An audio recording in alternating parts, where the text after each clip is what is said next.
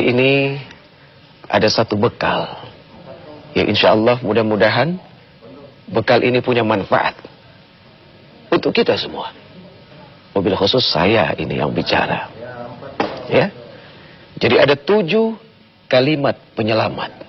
Yang kalau seandainya kalimat-kalimat ini kita baca, kita amalkan, akan membuat kita mulia di sisi Allah, di sisi para malaikat. Dan sebesar apapun dosa kita, Allah akan mengampuni.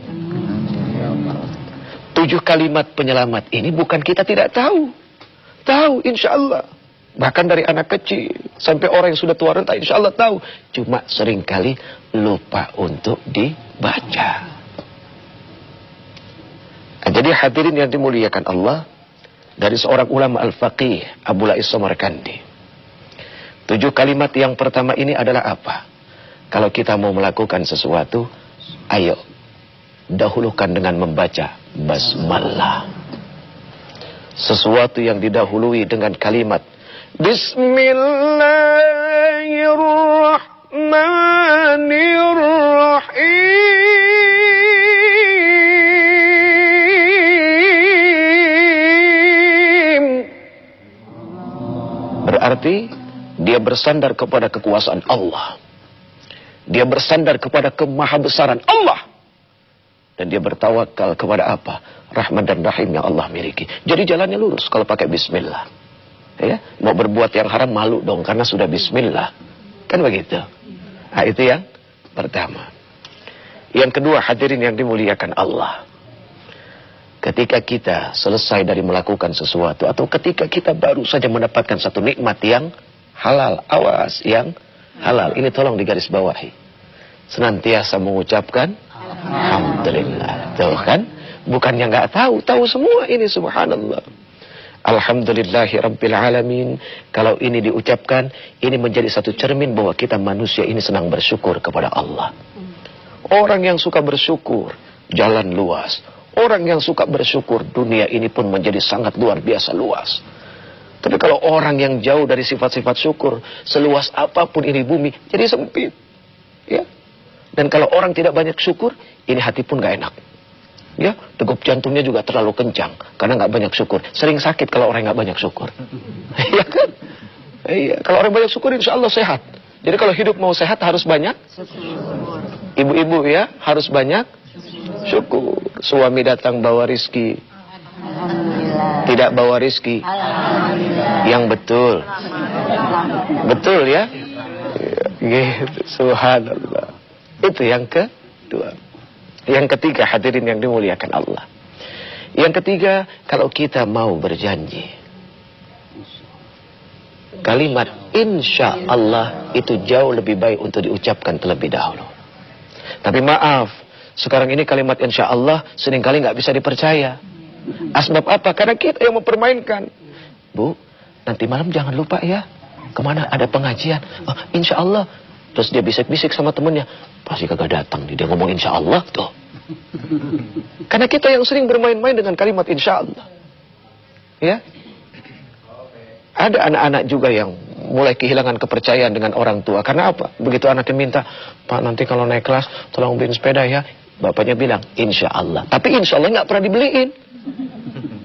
Ah, bapak mah insya Allah. Oh, jadi nggak percaya ini, subhanallah.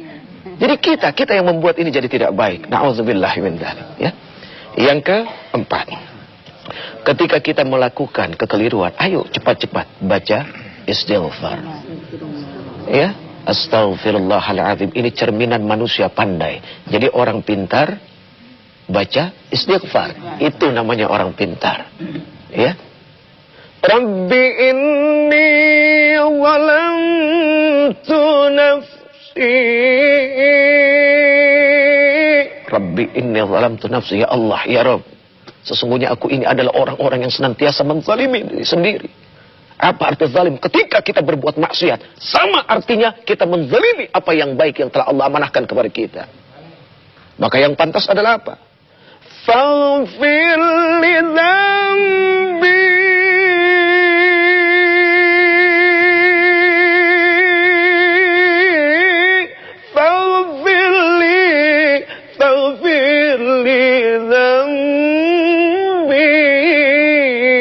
maka ampunilah dosaku.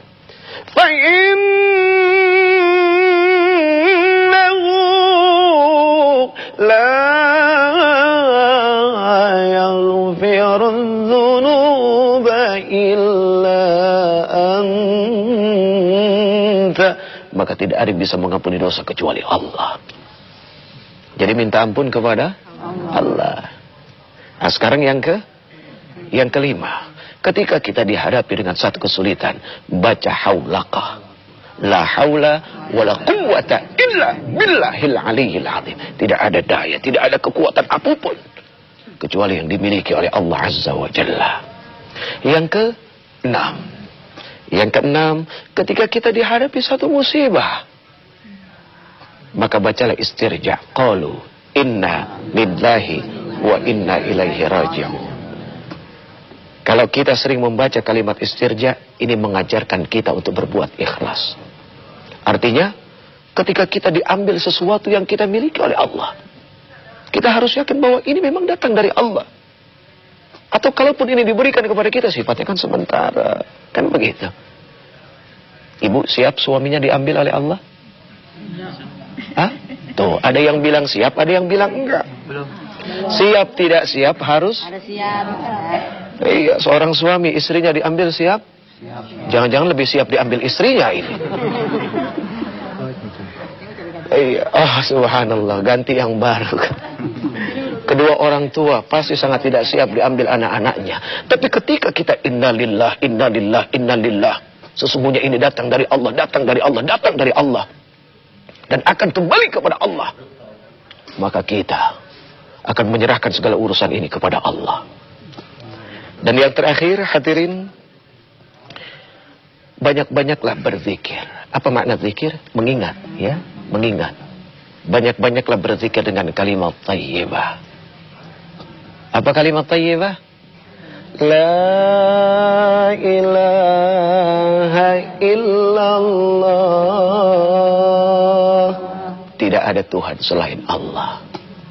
Ini adalah kalimat zikir yang paling baik. Afdal zikri ma qultu ana wa nabiyyuna min qabli. La ilaha illallah, la ilaha illallah, la ilaha illallah. Tidak ada Tuhan kecuali Allah. Subhanallah. Itu 7 kalimat penyelamat. Subhanallah, yang sering kali dianggap remeh, yang sering kali dianggap sepele, tapi ternyata punya nilai yang begitu dahsyat.